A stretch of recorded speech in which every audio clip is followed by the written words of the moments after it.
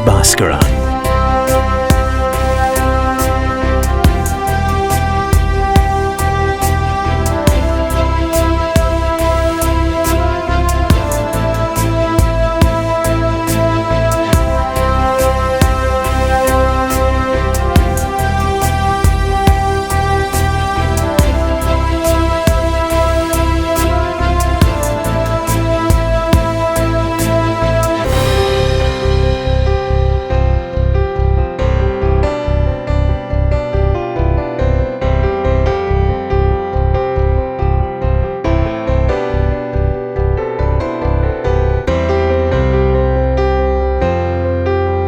Truly international personality who understands today's art market.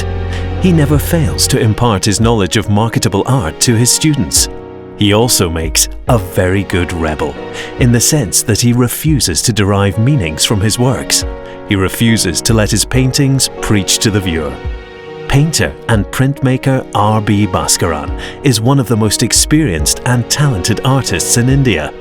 The rebel in him comes forth not just in his works, but in real life as well. During the formation of the Madras art movement or the national art movement in India, there were not many galleries commercially successful to deal with the artists and their artworks. The first art gallery in India during the 50s was Dubimal Art Gallery in Delhi. And in 60s there were no galleries in Chennai. The first art gallery in Chennai was established by Soli Daruwala, who came from Bombay, and that was the only gallery which, along with the artists who were part of the Madras art movement, showing exhibitions from time to time. And over the years, each state, especially the metropolitan cities, have established more galleries. And because there were more artists and more art lovers visiting galleries, a business environment was created, and galleries have become successfully running. And that is how the galleries started in India. Now, I am sure each metropolitan city has at least 12 or 13 art galleries commercially very successfully running, promoting artists, and the artists are making a living out of their selling artworks.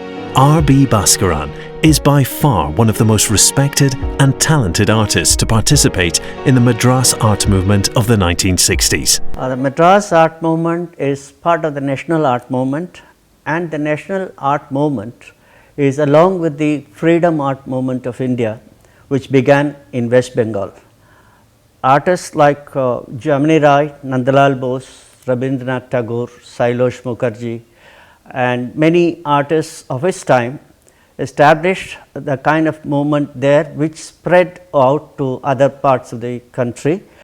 Similarly, in Delhi, artists like B.C. Sanyal, Dhanraj Bhagat, Kanwal Krishna, Somnath Hor, and in Mumbai, Palsekar, Pilu Puchkanawala, Jahangir Sabawala, and in Baroda, N.S. Bendre, K.G. Subramaniam, Professor Shanku Chowdhury, Mahendra Pandya, and many artists at that time were all part of the colleges of art in the major cities, and they coordinated an effort in order to make a national art movement, and the Madras art movement is also part of it. During D.P. Rai Chowdhury at Chennai, when he retired as a principal of the College of Art, K.C.S. Panikar, S. Dhanapal, and Krishna Rao became three important artists who led the Madras art movement. Followed by them, the other artists were A.P. Santhanaraj, Munuswamy, and Janaki Ram. So, it was a coordinated effort in order to get an identity for Indian modern art, and it originates always from the colleges of art, where the student, the teachers, and the heads of the institution worked for an identity for evolving individualism to modern Indian art. This was also supported by the National Academy, where most of these artists were members, and so the financial resources were given to them by way of support for conducting exhibitions, workshops, meetings, and seminars, which has worked out on a national art movement, and that is how the national art movement and the Madras art movement began. And this was during the 60s. This distinguished and intellectual artist was among the first in India to rebel against the concept of nativism, the idea that one must consciously evolve an Indian style by introducing Indian motifs and themes into one's work. For Bhaskaran, this seemed a futile endeavour, one restrictive rather than enhancing for the artist. For Bhaskaran, to define what is exactly Indian in his art is to implicate him and his personal understanding of his life. For him, this artistic catalyst contextualizes each and every mark of his brush as entirely Indian. We all work for an individual approach towards art, and it's mostly your personal identity that you want to show, and in that I personally look that there is no such Indianness in Indian art. Every work is done by an Indian, and naturally any work done by an Indian artist today becomes Indian. So, you do not need to pick up symbols or images that portray Indianness in order to make yourself Indian. You are an Indian and you are speaking an international language, and the language has to communicate itself, and that is how it works. A former principal at the Government College of Arts and Crafts, Chennai for over 5 years, and before that a teacher for 25 years, Bhaskaran was the chairman of the Lalit Kala Art Academy, New Delhi, an apex body of the Government of India, Ministry of Culture. I was the first one to introduce postgraduate courses in both these colleges. When I was in Kumbakonam, I had to work with the Bharatdasan University, and they have given affiliation to the Kumbakonam College of Art, where I have introduced Master of Fine Art courses. And when I came to Chennai, the minister at that time said that we need to have post graduation at Madras also. So, then I had to work with the Madras University. I have introduced post graduation courses in Chennai, which is still going on very successfully. And when I retired as principal of the College of Art in Chennai, I was appointed as chairman of Lalit Kala Academy in New Delhi, which is an apex body of the Government of India for purposes of promotion of Indian visual art. So, that has given me another good experience of looking at every aspect of scholarships, fellowships, looking at various art institutions in the country. And I had an opportunity to travel into different art institutions, both at the northeast and at the south, and we had a lot of coordination, organizing seminars and workshops for updating the syllabuses. I was also a member of the All India Council for Technical Education, wherein we met experts in the field of visual art, and from time to time we tried to update our syllabus. But I still feel that in India, art education and design education need to be totally revamped, because we cannot be under the control of the University Grants Commission or at the AICTE in New Delhi, because these two agencies are meant for other academic education, and they do engineering education, architecture, arts and science, but fine art need to be administered by a separate body. So, I was suggesting that we should establish a National Council for Art and Design Education. Probably that is what we are looking at, the next development in this country.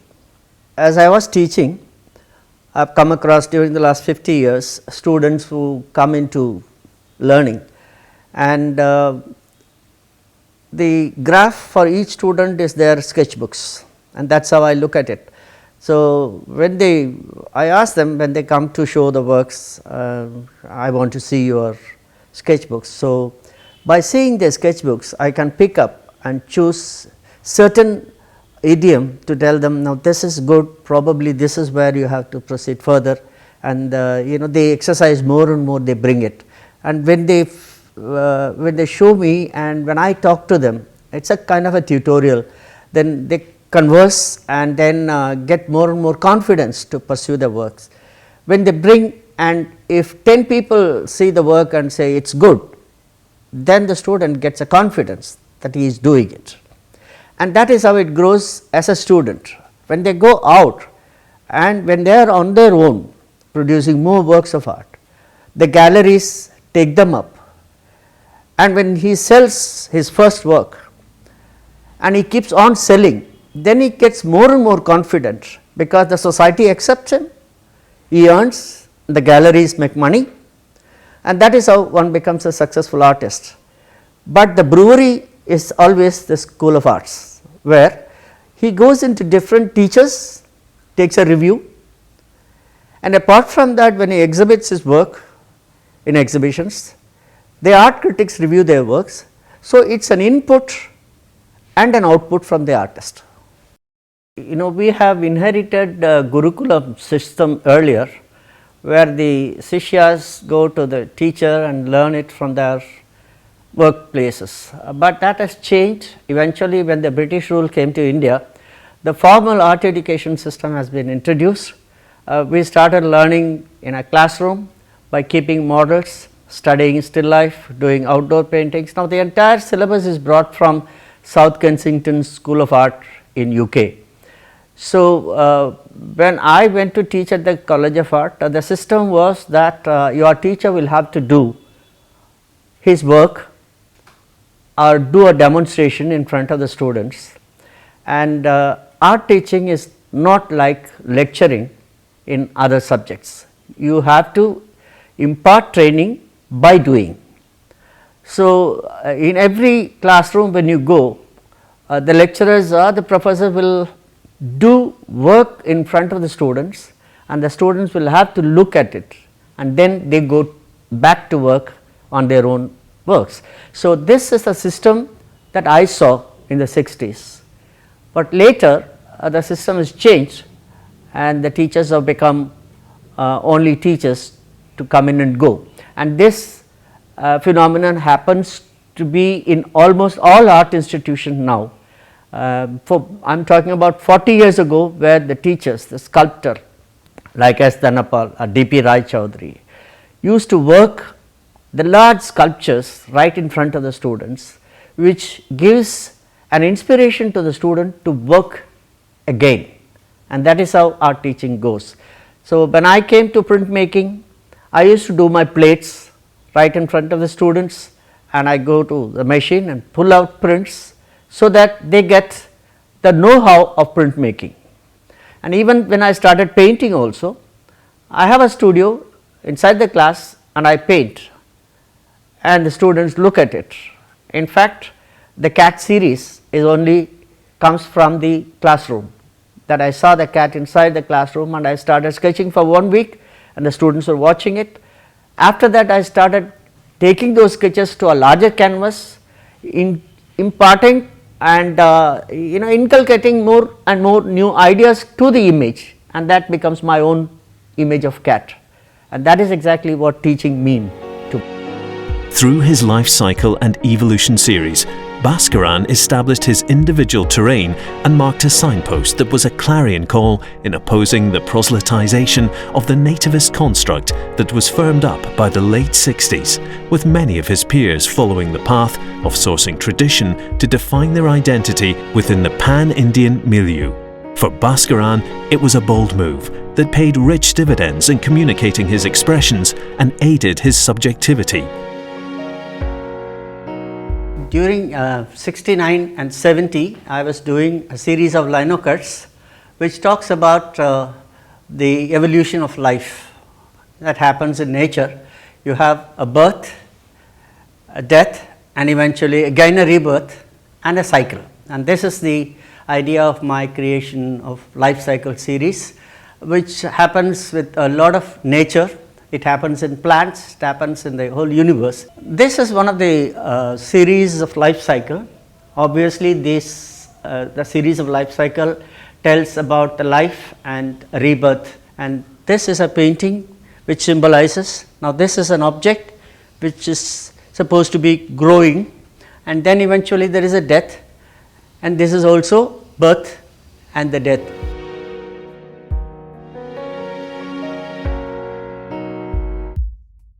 This is one of my still life paintings which is done recently.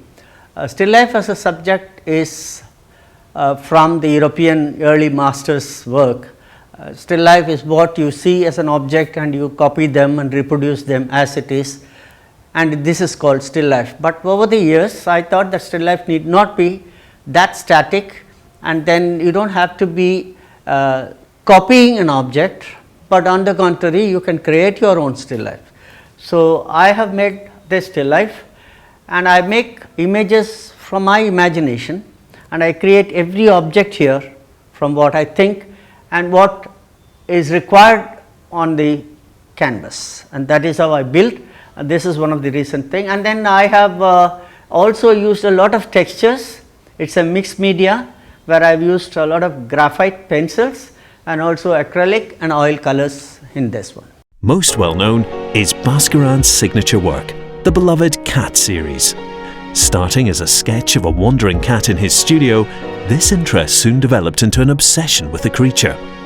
Now, after decades of painting the animal, the cat has become to many a metaphor for the artist himself.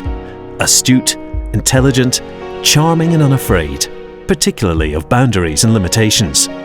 The cat series are like this, and that is because I studied some of the movements of the cats wherever I saw them, and eventually after making studies of these cats I thought I should improvise them to my own requirement, and so I made a lot of series on cats, which is the cat series of mine.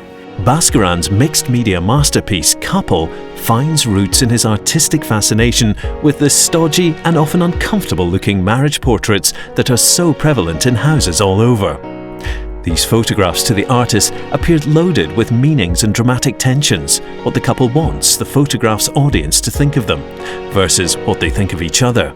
The new phenomenon of posing for a camera versus the traditional male-female power relationship.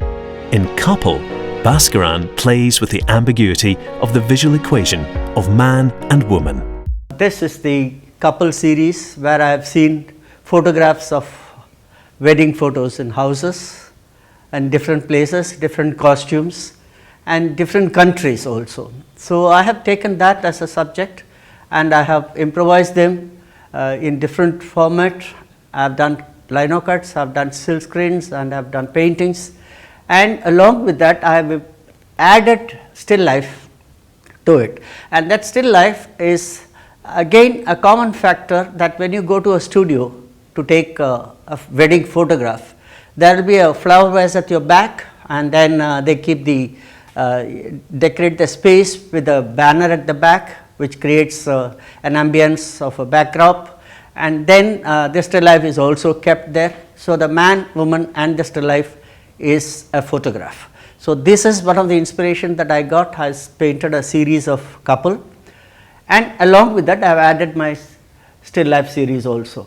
One moment, his still life paintings remark at the 17th century works of Diego Velázquez and their future alter egos, the cubist portrayals of objects by Pablo Picasso and the colour and shape experiments of Paul Cézanne. The next moment, Bhaskaran attends to the Western tradition of family portraiture, upheld by the masterly paintings of Sir Joshua Reynolds and Thomas Gainsborough. Bhaskaran deliberately overlooks this long tradition and finds inspiration in the staid, though symbolic, marriage photography displayed in most homes. Earlier we had certain titles, and in accordance to the titles you have to make your images. For instance, if you say a cat has got to be reflecting the image of a cat, and still life, yes, it has got to be objective because you are naming it as still life. And when you make a couple, yes, you are titling it as couple, and so you obviously you have to have a frame of couple, human being standing. Now, of late I see images on my canvases. So, it can be anything, certain figurations. I throw a paint, I wash them, I come back again and again. I see images and I make these images come true in terms of color, space and drawing. So, there is nothing that I convey through these works except that this is my work of art, and it is a work of art by R.B. Bhaskaran, and there ends it. So, it is up to the onlooker or the viewer to take interpretations as they want. During the 50s, like I said about the Madras art movement and the growth of the art galleries, art institution was not a favorable institution for anyone to go and join until few people braved to go to art institutions and study art. For no parents would allow their children to go to art schools because there is no future, there is no employment, there is a ratio of education versus employment in other subjects, whereas in this it is an ambiguity that you study and you are open to life, you have to take the challenges. So, that was art education during the 50s. When I joined the art school, it was the same condition, but it was the beginning of a new direction, a new art movement. So, we were all experimenting with our teachers, and we always referred the libraries, met most of the visiting artists to our country, and visited the national exhibitions of art. And also we had the great library at the Madras Art School, which is more than 100 years old. So, we referred to great masters, the European masters, and started experimenting on our own to find ourselves, and that is how the beginning of an art school for all of us.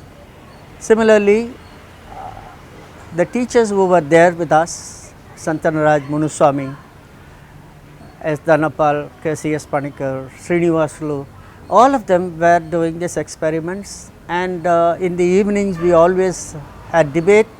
We used to discuss about the art movement and how to plan and how to take our works of art to other cities like Delhi or Bombay and showcase our works of art, and that is how the early art days, art school days were there.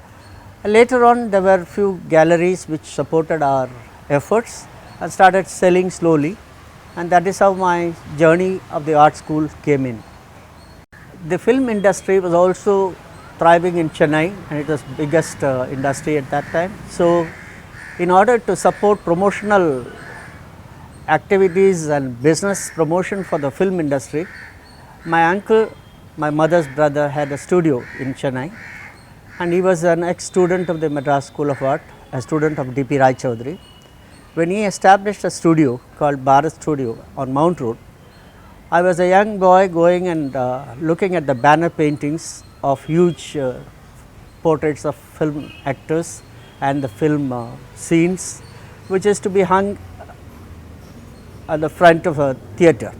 I used to go early in the studios, and the boys would come there for preparation of paints and brushes. So, I used to sit along with them, learnt how to wash brushes and how to prepare paints for the artist who comes at 10 o'clock. But we were there in the workshop to learn all these rudiments of cleaning brushes and cleaning palettes and prepare paints for the artists. Later, when the artists came in, they will be painting and I will be watching, and those artists had some consideration for me. Occasionally they gave me large 4-inch brushes and asked me to fill up the banners, which I have filled up at the age of 8. So, that is where the real initiation of handling paint came into me. To know Bhaskaran's paintings, you need to know the artist. Bhaskaran and his paintings share the same quality, a certain ruggedness, pleasant rakishness, and an unusual dynamism. He strongly uses many elements for his composition, but they all exist in their own space, without influencing or taking the magic away from the rest. It's an obsession for a long years. I was teaching printmaking at the College of Arts since 1971, and initially I used to do a lot of lino cuts. Lino cuts are surface printing. You make a lino cut, you cut the surface and you roll a ink on top of it. Obviously, it has got to be a strong black ink so that the surface of white paper will get a strong image, and that is how I used to make my lino cuts in black and white. And over the years I continue to use black on my canvases also, but while using black color you have to also compensate with other colors so strongly, and it works like a symphony on a plain canvas, that you deal with soft and hard colors in order to make the whole music moving. And as a composition you have to also handle the whole surface. Every nook and corner of the canvas will have to have a coordinated effort so that the painting looks good. So predominantly black plays an important role in my canvases. His works are dynamic and yet hold an intrinsic simplicity in their composition, which belies the amount of thought, planning and experimentation that has gone into each creation. Every artwork, even a drawing, resonates with his sheer creative genius. He is a master of textures, which he himself admits to have been the result of constant experimentation. Managing a space, color, form and texture is on demand.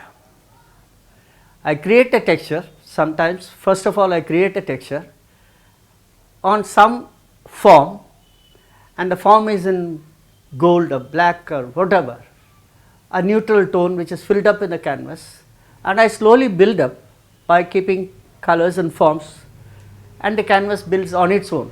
So strong colors, and if it is too strong then I have to bring it on a low key. If it is too low key then I have to support it with the same key. It is a composition that I have to manage, and this comes out of experience. For 50 years we are dabbling with paint and form and color, so it automatically a dialogue between you and the canvas, and that is how a canvas is completed. I do not plan my canvas. There are different sizes of canvas, and also on paper, on board. So you only start with certain ideas initially, and you start drawing, make some sketches on the canvas. You start.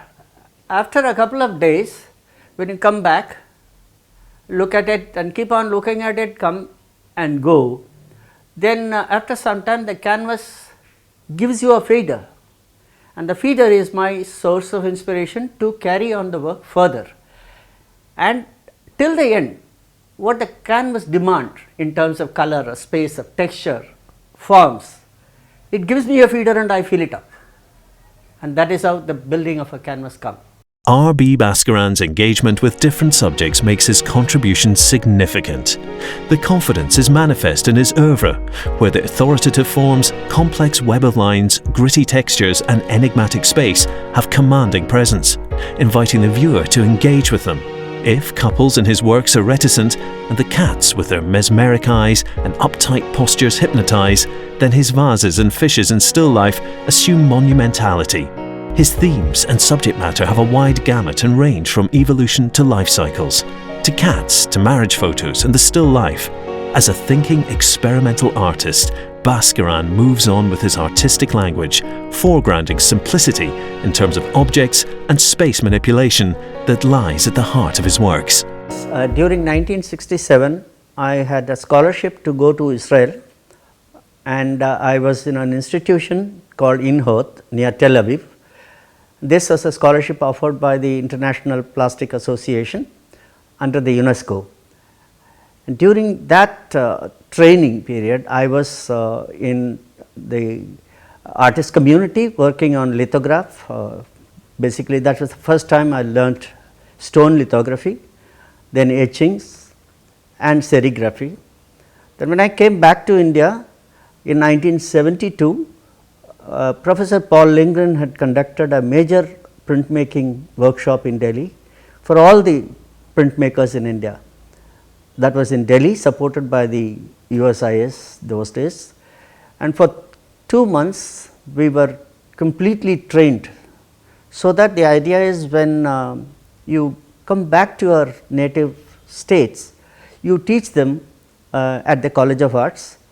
And that is exactly what happened to me when I went to train under Professor Paul Lindgren in Delhi. I came back to teach at the College of Art, where I was holding the printmaking department, and that is how the printmaking department started in Chennai. There was no printmaking before that. It was only an engraving department during D.P. Rai Chaudhary. Later on, I established a printmaking department in Chennai, and that was one of the earliest establishment of printmaking workshops in the College of Art. At that time, there were no print facilities either in Trivandrum or in Karnataka.